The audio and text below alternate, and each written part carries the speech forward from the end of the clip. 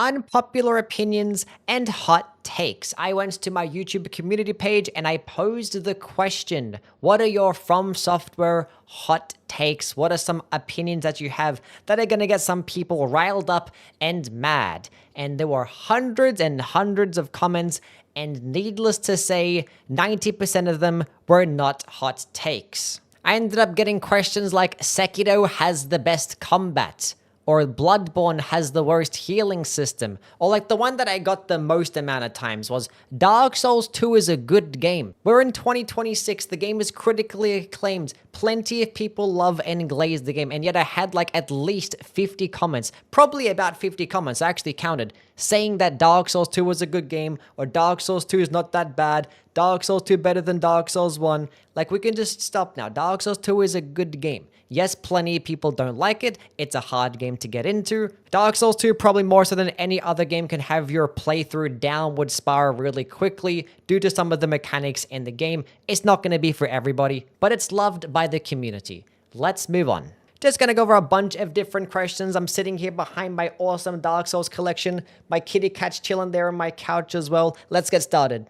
Shadow of the Erdtree weapons over Bloodborne weapons. Now, honestly, I would actually agree with this take that Shadow of the Erdtree has not only better, but higher quality weapons, more so than what they have in Bloodborne. Now, one thing to keep in mind is that Bloodborne's combat kind of incentivizes you to use more of the moveset that Bloodborne weapons tend to have. So that's probably part of the reason why people like the Bloodborne weapons more, is that you do get to see more of the variation that they have. And also people just like the aesthetic behind this transformed attacks anyway, even though in their simplest form, it's pretty much just having like two basic weapons paired into one.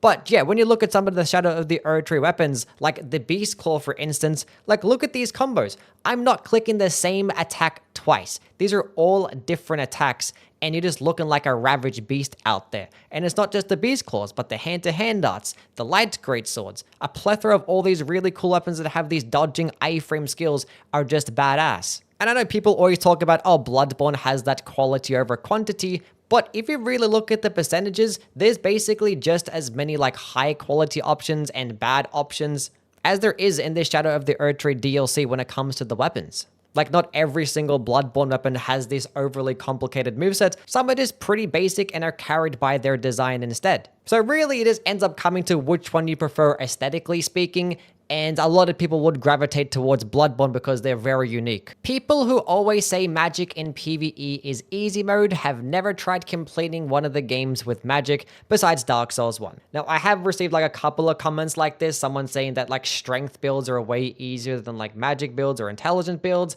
And, you know, you can make broken builds with every single damaging stat in the entire game. Honestly, for all of the games, you can actually do this, not just Elden Ring. And when it does come to things like ease of use and accessibility, yeah, strength and dexterity builds are just second to none. They're easy to build around, you can find plenty of success, they can cheese lots of bosses depending on your build. You don't have to manage things like FP or your spell uses, or really have to worry about your positioning either as much. But when it does come to an optimized spell build, there is nothing more broken in any of the games. Dark Souls 1, 2, 3, Demon Souls, Elden Ring. Spell builds are the best builds in the entire game when it does come to how overpowered and broken they can be. You don't even have to optimize these with like the most like amazing buffs in the entire world. As long as they're somewhat optimized and you know what you're doing, everything is getting destroyed from start to finish. It literally is just that easy when it comes to spell-based builds. And the fact that you can do all this amazing damage at a distance as well basically just negates the entire difficulty, because the Souls combat at its pure form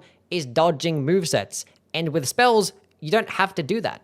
There is nothing special about Ludwig's second phase boss cutscene to be regarded as one of the best ever made in Souls games. Okay, you can like look at the Souls games cutscenes as a whole and be like, these are nothing really that special compared to some of the other AAA cutscenes that we get in these other games. Like the boss cutscenes in these Souls games, they're pretty much just all aura farming. They're meant for like some pretty cool sick TikTok edits. The boss hits you with like a badass one-liner, like it's just straight aura farming central. Like it's not going to be anything crazy cinematic like having these motion capture God of War cutscenes where you have these like top shelf actors delivering these heartfelt lines and you see like the emotion and the facial expressions. It's not going to be anything like that. So yeah, when it comes to the Souls cutscenes as a whole, they're not going to be anything like too groundbreaking. So I'm confused as to what this person is comparing Ludwig's cutscene to where Ludwig's cutscene is actually pretty weak and not really one of the best ones. Because it pretty much ticks all the boxes when it comes to like the best boss cutscenes. It has the aura farm, has the hard lines, has the cool transition, it has the music transition seamlessly into the second phase, and it makes for a really cool wallpaper. Like everything that makes a good FromSoftware boss cutscene is very much true with Ludwig's. Dark Souls 1 and 2's spell system was significantly better than the Demon Souls, Dark Souls 3, and Elden Rings. It incentivizes variety instead of just using your strongest spell. Same thing would apply to the Ashes of War, is limiting how many times you can use it per weapon. Now, I quite literally have made a video about this earlier in the week, comparing the two different spell systems and talked about where we should go from here. So I'm not going to touch on it again. There are pros and cons to both. It is not just as simple as like one is giving you more variety and one is just like spamming slop.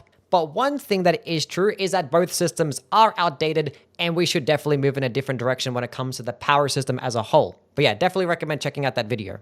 The mid game should be way harder. Early game is hard because you don't have your build yet and you need to get accustomed to the game. Late game is hard because of the tough boss design. If you're putting in the effort in exploring, killing enemies, and finding items, the mid game bosses are much too weak. Now, I'm pretty sure this person is kind of talking more so about something like Elden Ring, where like the mid game bosses would be somebody like Morgott or like Fortisax. And at that point, you can have like a very broken build. You could say something similar about some of the other games as well. But the main reason why this is actually the case is because the games aren't linear. When you are designing some type of open world game or like a non-linear game, the trade-off that comes with that is going to be some balancing when it comes to that middle to like early game section of the game. Being that you have all this freedom in how you want to progress the game, some of these locations are going to have to be somewhat similar in terms of their balancing, and that can spark a problem, especially when it comes to like this mid-game section. Don't know if it's a hot take. Dark Souls 2 durability was the best and should be brought back. Maybe make things break a little quicker, and it would be great for encouraging variety. Look, out of all the comments that I read, this one made me the most mad. Like, I hate durability. I hate survival mechanics. I hate realism in these video games. Yeah, I hate durability so much. There is not a single game where I've actually liked durability. Even Lies of P, I think it's dog shit there too. It just adds like a restrictive element to the game that just does not need to be there. But it's just basically encouraging variety for the sake of encouraging variety. And if you want to encourage variety, how about give me the correct amount of upgrade materials to where I can upgrade many different weapons to max and not just like 2 or 3 weapons to max, like in Dark Souls 2. And better yet, if you really want to encourage variety, how about create circumstances and situations or engagements to where it feels like, hey, my weapon isn't really going to be the best here. If only I had this weapon that could do X, Y, and Z.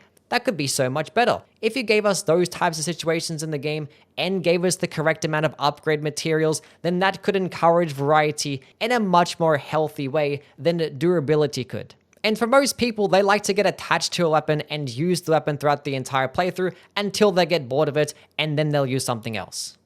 Ashes of War ruined the game. Dark Souls 3 did it better. They're cheap, way too easy to use, and it's straight up a broken mechanic. This fix is simple though, just increase the FP cost by 4 or 5 times. I don't know who needs to hear this, but nerfing the best thing is not going to fix the balancing of the game. What people that like to use the meta will end up doing once the best thing gets nerfed is use the next best thing. And the funny thing is when it comes to Elden Ring build creation, there are so many different types of builds that are just as broken as Ash of War spam, jumping attack spam, charged heavy attack spam, spell spam, even light attack spam can be broken too, guard counters can be broken. The thing is, every single one of these just involves you spamming the exact same thing over and over again. And no, Dark Souls 3 did not do it better. There's plenty of just dog shit weapon skills in that game that are just not worth using except for like 1% of the playthrough. So like 99% of the time in Dark Souls 3, you're just spamming R1. I did touch on this on my last video as I talked about earlier about like the spell systems and stuff, but I talked about the power system as a whole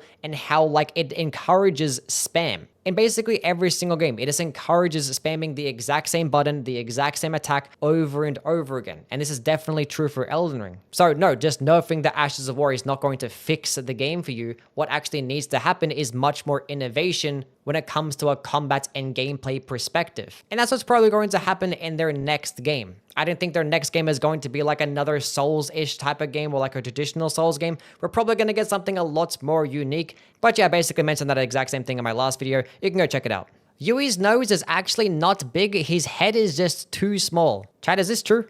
Using summons is 100% chill, but it makes you absolute dog shit. Look, I respect this take. This one's a funny take because he's like, you know what? Go ahead, use summons. I don't mind that you use summons. But what I am saying is that you're fucking trash. And like, I can kind of see where he's coming from. Like, I kind of do agree to some points because like using summons is not going to really make you as good at the game as it would be to where you're just going to be attacking yourself and playing by yourself. Because Souls combat is reacting to enemy movesets, dodging at the right time, and managing your stamina. Where if you have somebody that can like distract the boss for you, most of that experience is pretty much stripped away. So if you really do want to get better at the game and get really good at the game, then playing by yourself and not using summons is going to be the way to go. But like, you know, if you don't care to do that and you like using summons and you find that fun, and your objective is to just beat the game and not have to like master every single boss's moveset, then yeah, just use what the game gives you. Who cares? Anyway, that is us now done and completed. There were a bunch more comments. I might end up making a second video sometime soon. If you do like this type of videos, I have made a bunch in the past before. I can just link them down in the description below. But yeah, just let me know if you do like them so I can make more in the future. Support by liking and subscribing, and I'll catch you guys in the next. See yous. Wait, one more thing. Look at her. Check Saba. Look how cute she is sleeping on my couch. What an adorable little kitty cat.